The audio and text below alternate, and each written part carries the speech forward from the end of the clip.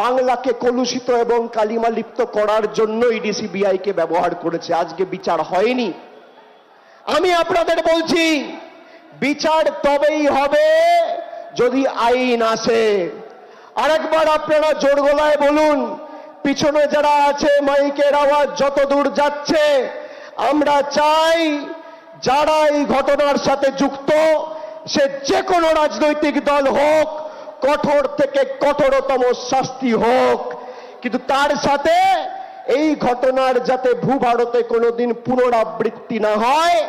আজকে আমাদের যেটা দরকার সেটা হচ্ছে ধর্ষণ বিরোধী টাইম বাউন্ড আইন। এই আইন যদি আগামী ৩-৪ মাসের মধ্যে ভারতবর্ষের কেন্দ্রের সরকার প্রণয়ন না করে, তাহলে দিল্লিতে বৃহত্তর আন্দোলন তৃণমূল কংগ্রেস গড়বে,